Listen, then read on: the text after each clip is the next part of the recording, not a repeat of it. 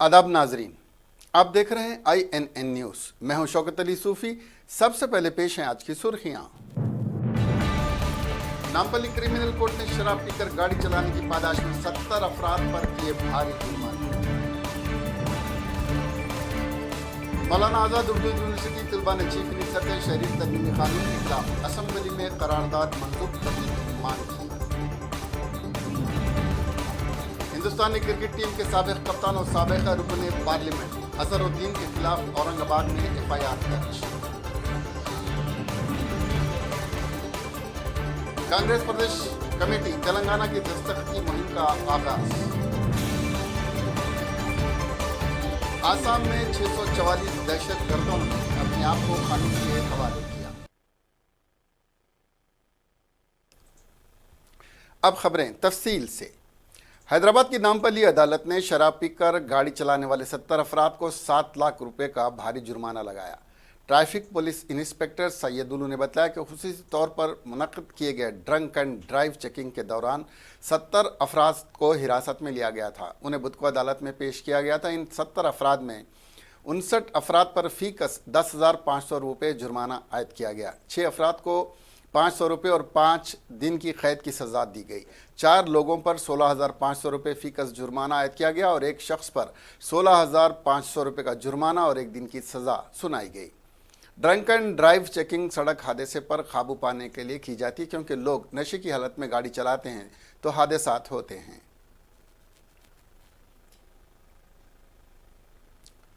मौलाना आज़ाद national Urdu university Hyderabad के तलबा ने चीफ मिनिस्टर के चंद्रशेखर राव से मांग की है कि CAA और NRC के खिलाफ करारदाद मंजूर करें। चीफ मिनिस्टर को मौसूमा ख़त में इन तलबा ने लिखा, CAA आइन के खिलाफ है और उन लोगों के लिए जो सेक्युलरिज्म पर यकीन रखते हैं ख़तरा है। CAA आइन की दफ़े 5, 10, 14 और 15 के खिलाफ है, जो भारतीय शहरियों के हुकूक़ की हिफाजत करते हैं और मसावत की ज़मानत देते हैं और क़ानून के मुताबिक बिला लिहाज मज़हब व मिल्लत सबको एकसा हुकूक़ देते हैं। इन तलबा ने कहा कि नया एक्ट, जिसे NPR NRC का पहला मरहला है, जिससे आम शहरियों में बेचैनी पाई जा रही है।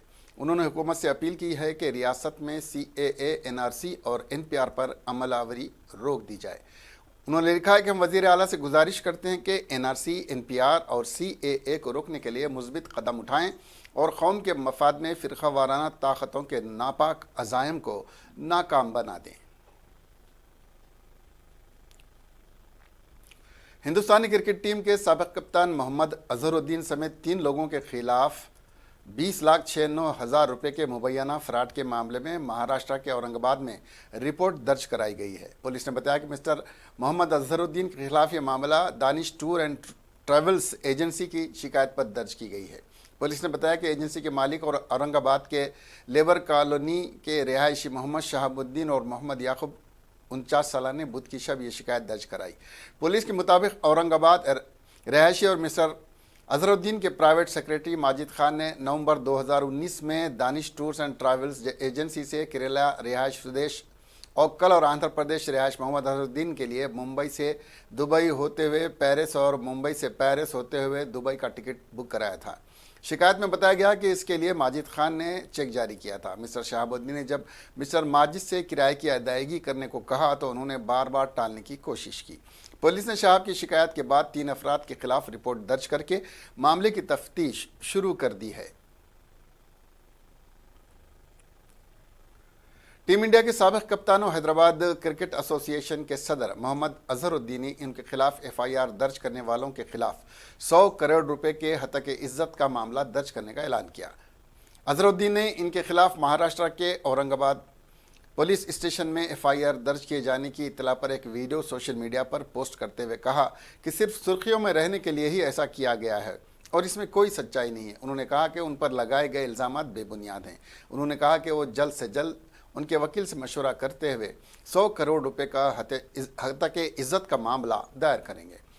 औरंगाबाद के दानिश टूर्स एंड ट्रैवल्स के मालिक शादाब की जानिब से अज़हरुद्दीन के साथ मुजीब खान और सुदेश औक्काल के खिलाफ शिकायत दर्ज करवाने की इत्तला मिली है। इन तीनों के खिलाफ 20 लाख रुपए की मुबैना धोखाधड़ी का औरंगाबाद के ट्रैवल एजेंट मोहम्मद शहाबुद्दीन ने इल्ज़ाम आयद किया है।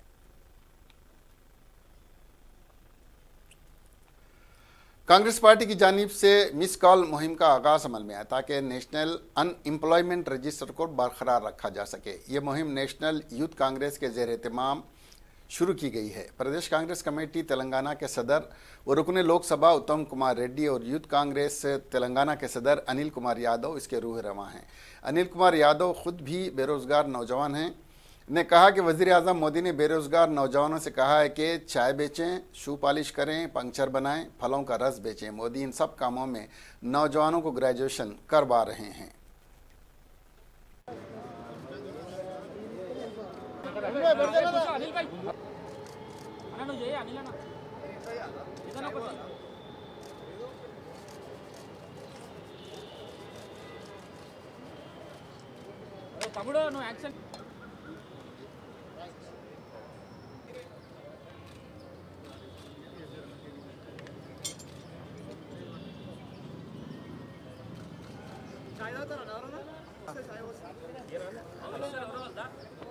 గాంధీ భవన్ రా వచ్చిన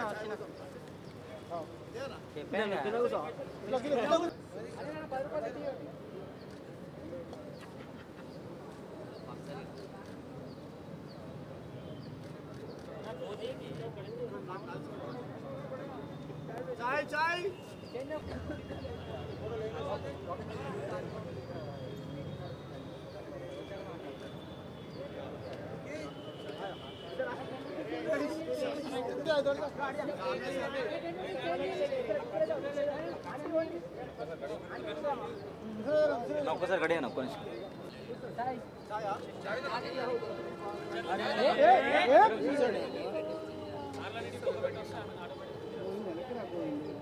వస్తుందా ఏమో ఓకే ఓకే ఓకే ఓకేనా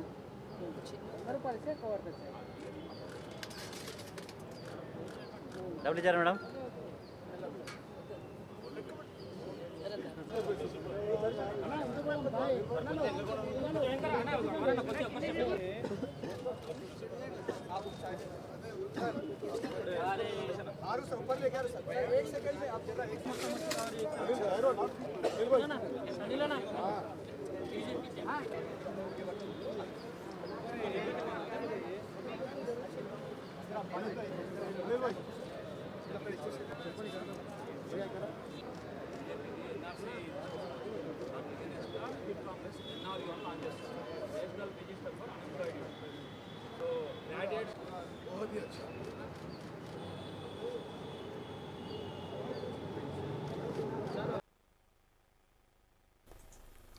एक दर्दनाक वाक़े में 16 साल लड़की का उसके दादा दादी ने बेरहमाना कत्ल कर दिया। ये वाक़या आंध्र प्रदेश के विजयवाड़ा का है। ये लड़की अपने दादा दादी से मिलने के लिए विजयवाड़ा आई थी, जो उसकी ज़िंदगी की आखिरी लम्हात बन गई।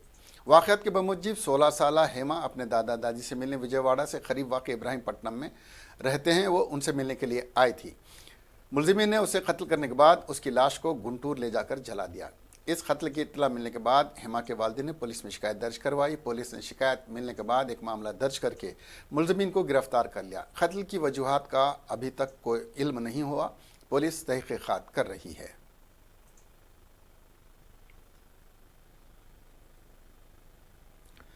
आसाम में यूनाइटेड लिबरेशन ऑफ आसाम और national democratic front of Bodoland समेत 8 इंतहा पसंद तंजीमों से मुंसलिक 644 इंतहा पसंदों ने 200 हथियार के साथ जुमेरात को खुद सुपुर्दगी इख्तियार की और माशरे की मेन स्ट्रीम में वापस आ गए। इन इंतहा पसंदों ने रियासत के वज़ीर आला सर्वानंद सोनोवाल और आला फौजी और पुलिस हुक्काम की मौजूदगी में यहाँ रियासती हुकूमत की तरफ से मुनक़्क़िद तक़रीब में रस्मी तौर पर खुद सुपुर्दगी इख्तियार की।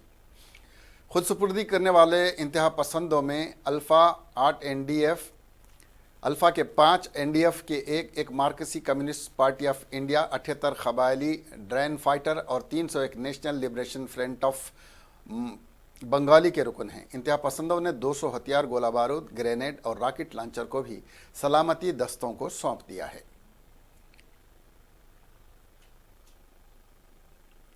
तेलंगाना प्रदेश कांग्रेस कमेटी ने नेताजी सुभाष चंद्र बोस का 123वां यौम पैदाइश मनाया, जिसमें कांग्रेस पार्टी के अरकान असम्बली और अरकान पार्लियामेंट ने शिरकत की।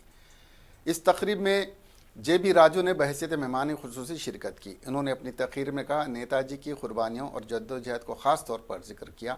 राजू ने कहा कि नेताजी सुभाष चंद्र बोस ने बरतानिया के झंडे को फेंक कर अपना झंडा लहराया था।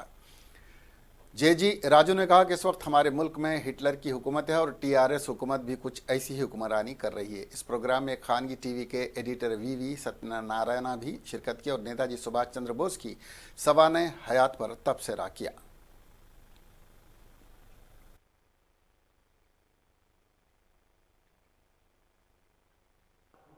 జై హింద్ అన్నారు కదా, మనం అందరూ అంటానే ఉన్నాం జై హింద్. ఈ జై హింద్ నినాదాన్ని తీసుకొచ్చినటువంటి మహాయోధుడు, అసలు స్వతంత్ర పోరాటంలో పోరాటం చేయలేదైనా యుద్ధాన్ని ప్రకటించినటువంటి వ్యక్తి.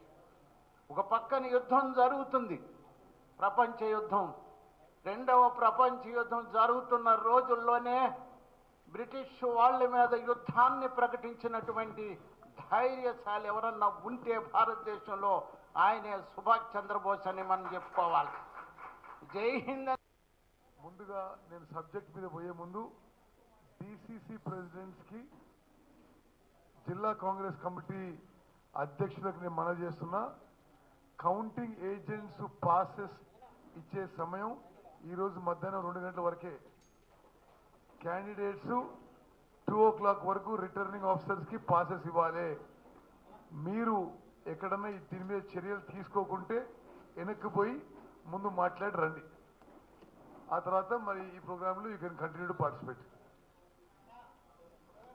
ఈరోజు మధ్యాహ్నం 2 o'clock వరకే 25వ తారీఖు ఎవరైనా కౌంటింగ్ ఏజెంట్ ఉండదలుచుకుంటే ఈరోజు 2 o'clock లోపల రిటర్నింగ్ ఆఫీసర్కి అప్లై చేయాలి. దయచేసి అందరు నోట్ చేసుకోండి, అందరు ఇన్ఫార్మ్ చేయండి.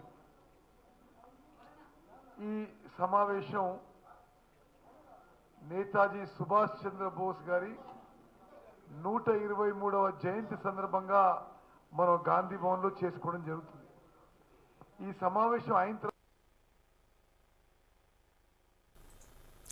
भारतीय जनता पार्टी तेलंगाना के सदर डॉक्टर लक्ष्मण और एन रामचंद्र राव एमएलसी ने आज commissioner of police Anjani Kumar से मुलाकात करके शिकायत की कि वो किस तरह असदुद्दीन ओवैसी और अकबरुद्दीन ओवैसी को रैली निकालने की इजाज़त दे रहे हैं। पुलिस ने इनको इजाज़त क्यों दी है जबकि वो मुसलमानों को भटका रहे हैं। 25 तारीख को आधी रात में चार मीनार के पास झंडा लहराने का प्रोग्राम है। बीजेपी को इजाज़त नहीं दे रहे हैं। चार मीनार के पास बहुत से मजहबी मुकामात हैं, इससे तनाव पैदा हो सकता है। उनको इसकी इजाज़त नहीं दी जानी चाहिए या फिर हमको भी इजाज़त दी जाए। इन दोनों कायदीन ने अंजनी कुमार से मुतालबा किया। నాతో పాటు రామచంద్రరావు గారు ఎమ్మెల్సీ హైదరాబాద్ ప్రెసిడెంటు, మాజీ ఎమ్మెల్సీ రాష్ట్ర సీనియర్ నాయకులు మోహన్ రెడ్డి గారు, రాష్ట్ర బీజేపీ నాయకులు మోరేపల్లి సత్యం గారు కమిషనర్ ఆఫ్ పోలీస్ హైదరాబాద్ను కలిసి ఇవాళ మజ్లిస్ ఆగడాలు రోజు రోజుకు పెరిగిపోతూ ఉన్నాయి. తెలంగాణను అతలాకుతలం చేసే విధంగా ఏ వేదిక ఏ అవకాశం వచ్చినా మత విద్వేషాలు సృష్టించి ఇవాళ టీఆర్ఎస్ ముసుగులో మజ్లిస్ పార్టీ రాజకీయాలు నడుపుతూ ఉన్నది. ఇటీవల బైన్సా అల్లర్లు, అది నిజంగా ఇదొక మచ్చ. తెలంగాణ రాష్ట్రం ఏర్పడిన తర్వాత ఒక వర్గం వారు ఇల్లు ఖాళీ చేసి పోయే పరిస్థితి. దానికి భిన్నంగా పోలీసులు కూడా ముందస్తు చర్యలు తీసుకోకుండా ఎన్నికల సమయంలో రాష్ట్ర అధ్యక్షుడిగా ప్రచారానికి సైతం కూడా నన్ను ఆ బైన్సాకు అనుమతి ఇవ్వకపోవడం. హైదరాబాద్లో కూడా మజ్లిస్ పార్టీ మతాన్ని అడ్డం పెట్టుకొని 25 तारीख आधी रात को असदुद्दीन ओवैसी और मजलिस पार्टी के नेता चार मीनार के पास जो झंडा, भारत देश का झंडा, एक नेशनल फ्लैग जो है वहाँ पर लहराएंगे करके बता रहे थे। तो इस पर जो है हम पुलिस कमिश्नर से पूछने के लाए कि हमको आप परमिशन नहीं देते, उनको आप किस तरह परमिशन दे रहे हैं, क्योंकि वहाँ पर कई तरह के धार्मिक स्थल हैं और उनको खतरा हो सकता है। इस बारे में पुलिस कमिश्नर को सोचना चाहिए। पिछली बार भी हमें यहाँ पर कई बार कई कार्यक्रम में हमको परमिशन राइडिंग में दिया नहीं गया था। अब इनको कैसे दे रहे हैं इसके बाद में पूछा गया था। आज हैदराबाद में हो, तेलंगाना में हो, टीआरएस की सरकार और मजलिस पार्टी मिलकर यहाँ का वातावरण जो है सांप्रदायिकता को बिगाड़ रही है। यहाँ पर हिंदू मुस्लिम का जो विवाद है पहले नहीं था, इनके कारण ज़्यादा हो रहा है आज।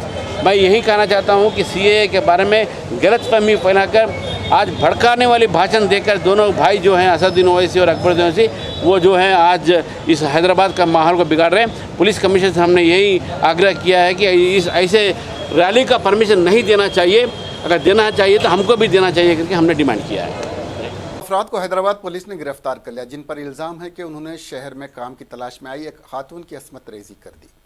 पुलिस के मुताबिक ये खातून महाराष्ट्र से ताल्लुक़ रखती है। वो 18 जनवरी को हैदराबाद आई थी। उसने एक रियल इस्टेट ब्रोकर से रब्त पैदा करके नौकरी दिलाने को कहा। ब्रोकर ने उसे यकीन दिलाया कि वो उसे नौकरी दिला देगा। मुलजिम ने इस खातून से मुलाकात के बाद उसे शराब पिलाई और लाज को लेकर के गया, जहाँ लाज वालों ने उस मर्द को लाज में रखने से मना कर दिया। मुलजिम ने वो लाज खाली करवा कर खातून को अपने साथ दूसरे लाज में ले गया और वहाँ उसकी असमत रेजी की। खातून को जब नशा उतरने के बाद असमत रेजी का इल्म हुआ तो उसने 19 जनवरी को पुलिस से इसकी शिकायत की, जिस पर पुलिस ने उसका बयान कलमबंद करने के बाद ब्रोकर और उसके ड्राइवर के खिलाफ एक केस रजिस्टर किया और CCTV फुटेज के रिकॉर्ड को देखने के बाद ब्रोकर और उसके ड्राइवर को गिरफ्तार कर लिया।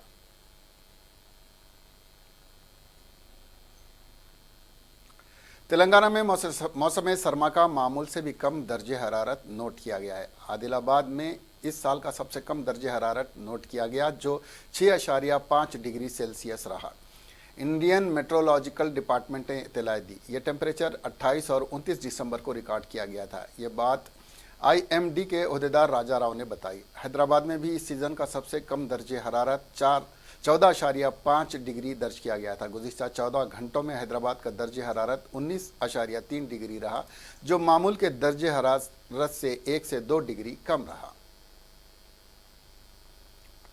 तेलंगाना के वजीर इंफॉर्मेशन टेक्नोलॉजी के तारक राव ने नेताजी सुभाष चंद्र बोस की 124वीं जयंती के मौके पर उनको भरपूर खिरादे अक़ीदत पेश किया।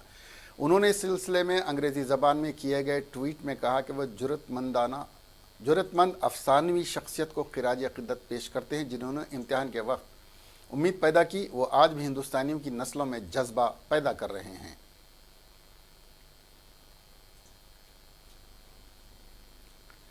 आंध्र प्रदेश के साबिक़ वज़ीर आला और तेलुगु देशम के कौमी सदर N चंद्रबाबू नायडू ने रियासत के 3 दारुल हुकूमतों के क़याम से मुतालिक बिल की मंजूरी के खिलाफ किसानों के एहतजाज पर रद्द अमल ज़ाहिर करते हुए कहा कि ये अवामी एहतजाज है। कोई भी नहीं चाहता कि नज़्म व नस्क को अमरावती से मुंतकिल किया जाए।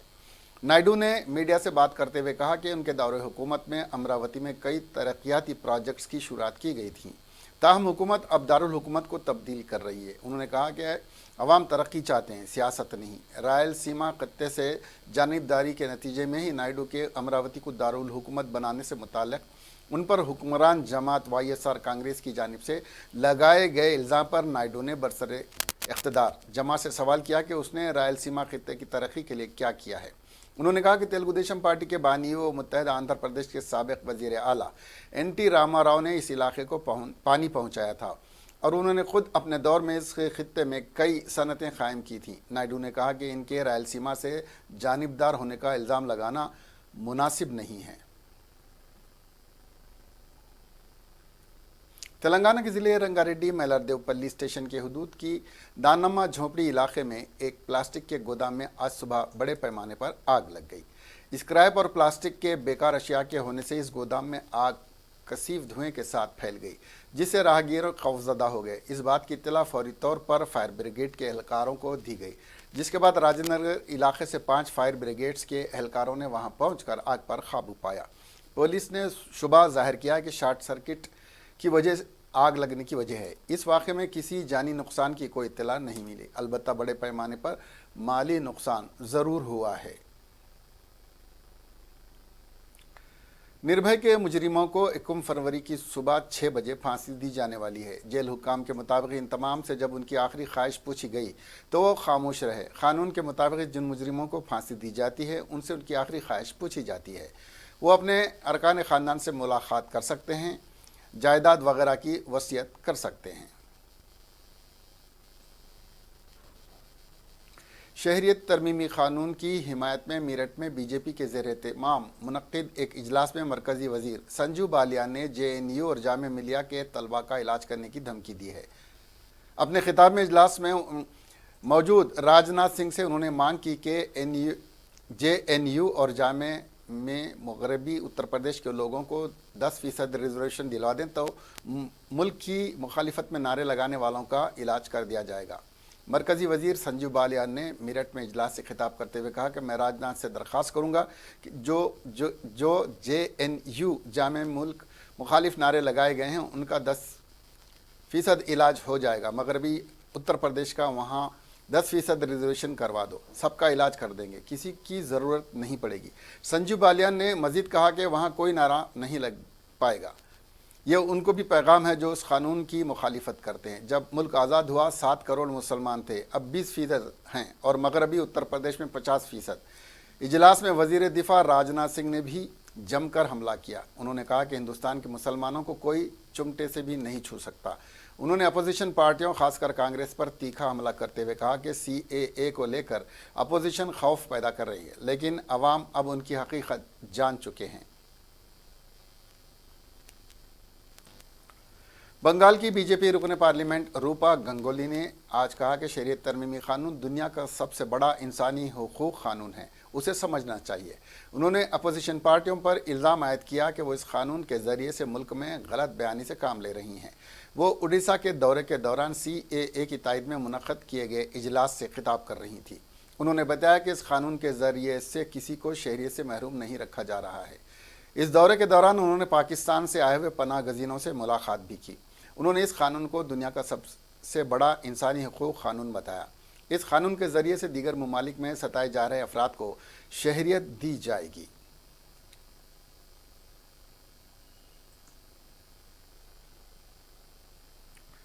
मुल्क की मईशत बुरे दौर में दाखिल हो चुकी है। माहिरीन का कहना है कि मुल्क की माशी हालत बेहद संगीन और फ़िक्र अंगेज़ हो चुकी है। हुकूमत का ख़जाना खाली है। तरक्याती कामों के लिए भी हुकूमत के पास पैसा नहीं है। आलम यह है कि सरकारी मुलाजिमीन की तनख्वाह काटने तक पर गौर होने लगा है। दरअसल शुमाली मशरक़ी हिंद की रियासत नागालैंड में नकदी बहरान के दरमियान रियासत के चीफ सेक्रेटरी ने सरकारी मुलाजिमीन की तनख्वाह काटने की तजवीज़ पेश की है। ऐसा उन्होंने इसलिए किया है कि ताकि पैसे से रियासत में बुनियादी ढांचे को तरक्की दी जा सके। ऐसा पहली बार है जब किसी हुकूमत ने इस तरह की कोई तजवीज़ पेश की है। नागालैंड के चीफ सेक्रेटरी टिमजिन ट्वाय ने ऐलान किया है कि रियासती हुकूमत मुलाजमीन को दी जाने वाली तनख्वाह के एक हिस्से को काट कर इस फंड को इंफ्रास्ट्रक्चर डेवलप करने पर गौर कर रही है। हालांकि ट्वाय ने कहा कि इस तजवीज़ को आखिरी शक्ल दिया जाना फ़िलहाल बाकी है। चीफ सेक्रेटरी का कहना है कि नागालैंड में नकदी की किल्लत क्यों है, इसकी एक वजह यह है कि दीगर रियासतों की तरह हम यहाँ इनकम टैक्स और प्रॉपर्टी टैक्स की अदायगी नहीं करते हैं। बावजूद इसके हर तरह की सहूलत हुकूमत शहरियों को फराहम करती है। केरला के कन्नूर में RSS दफ्तर के पास वाक़ पुलिस पोस्ट पर बम फेंके जाने के इल्ज़ाम में पुलिस ने RSS कारकुन को गिरफ्तार किया है। तमिलनाडु के कोयम्बटूर से RSS का ये वर्कर बुध के रोज गिरफ्तार हुआ, जिसके बाद इससे सख्ती के साथ पूछताछ की गई। मीडिया ज़राए के मुताबिक RSS कारकुन से हुई पूछताछ में कई हैरान करने वाले इंकशाफात हुए हैं। बताया जा रहा है कि गिरफ्तार RSS कारकुन ने पुलिस पोस्ट को निशाना बनाकर बम नहीं फेंका था, बल्कि RSS दफ्तर को ही निशाना बनाया था, जो कि गलती से पुलिस पोस्ट की तरफ चला गया। पुलिस का कहना कि गिरफ्तार RSS कारकुन का मकसद ये था कि वो अपनी ही तंजीम के दफ्तर पर बम फेंके और इसका इल्ज़ाम CPIM पर डाल दे, लेकिन मामला उल्टा पड़ गया और गलती से पुलिस पोस्ट की तरफ चला गया। गिरफ्तार RSS कारकुन से पूछताछ जारी है और पुलिस इस बम अंदाजी की जाँच पर हर पहलू से जांच कर रही है। पुलिस के मुताबिक मुलजिम पर पहले से ही 5 मामले ज़ेर इल्तवा हैं। पुलिस का यह भी कहना है कि वारदात के वक्त मुलजिम नशे की हालत में था। पुलिस को उम्मीद है कि जांच के दौरान मजीद कई इंकशाफात हो सकते हैं। छत्तीसगढ़ के रायगढ़ ज़िले की खुसूसी अदालत ने ममनुआ कफ सिरप का अपने घर में गैर कानूनी तरीके से ज़ख़ीरा करके उसे सार्फिन को फ़रोख्त करने के एक मामले में मुलजिम को 10 साल की क़ैद बा मशक्क़त और 1 लाख रुपए का जुर्माने की सज़ा सुनाई है। इस्तिग़ासा के मुताबिक सरिया थाने में तैनात assistant sub inspector Vimal Kumar Yadav को मुखबिर से इत्तला मौसूल हुई थी कि नदी गांव रोड के रहने वाले एक ताजिर ने अपने घर में गैर कानूनी तौर पर भारी मकदार में नशा और ममनुआ अद्वियात का ज़ख़ीरा कर रखा है, जिसे शराब पीने वालों को फ़रोख्त किया जा रहा है। यह काफ़ी ख़तरनाक है। इसके बाद ताजिर अनूप अग्रवाल 34 साल के घर पर छापा मारकर इसके मकान से ममनुआ कफ सिरप के 100 ml के 150 नग बरामद किए गए। इस मामले में पुलिस ने NDPS एक्ट के तहत मामला दर्ज करके मुलजिम को गिरफ्तार कर लिया है। पुलिस ने मुलजिम के खिलाफ अदालत में चालान पेश किया। NDPS एक्ट के खुसूसी जज विवेक कुमार तिवारी ने समाअत के दौरान मुलजिम को कसूरवार पाया और गुज़िश्ता रोज़ सज़ा सुनाई। जुर्माना अदा न करने की सूरत में मुलजिम को 2 साल की इजाफी सज़ा भुगतनी पड़ेगी।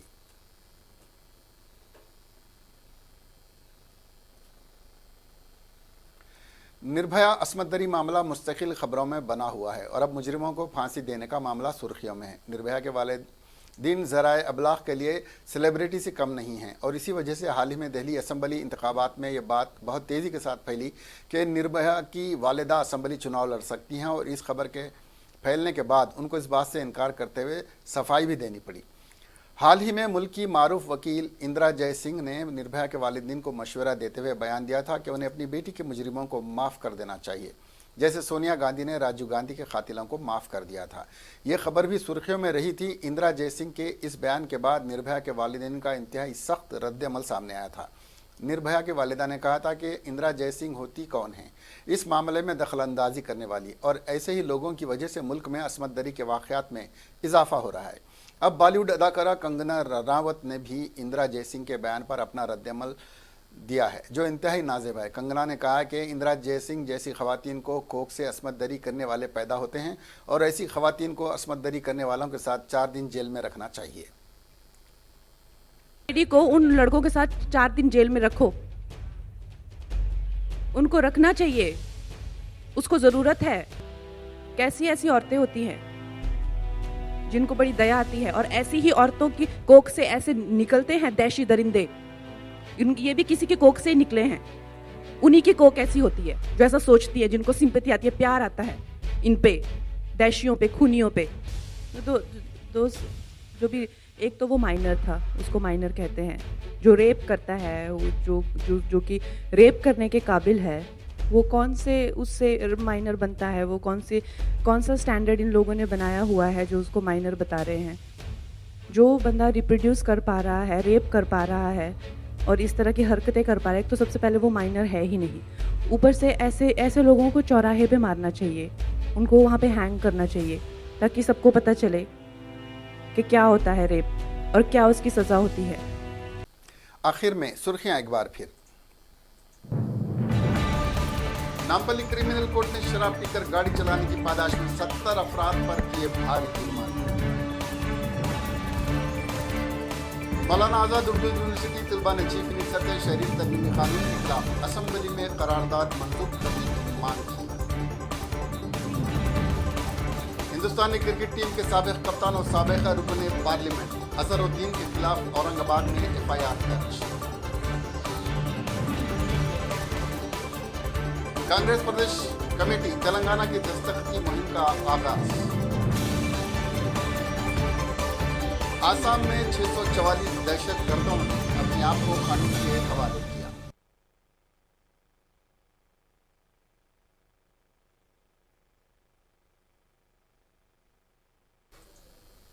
अब हमें दीजिए इजाजत। देखते रहिए INN चैनल। खुदा हाफिज।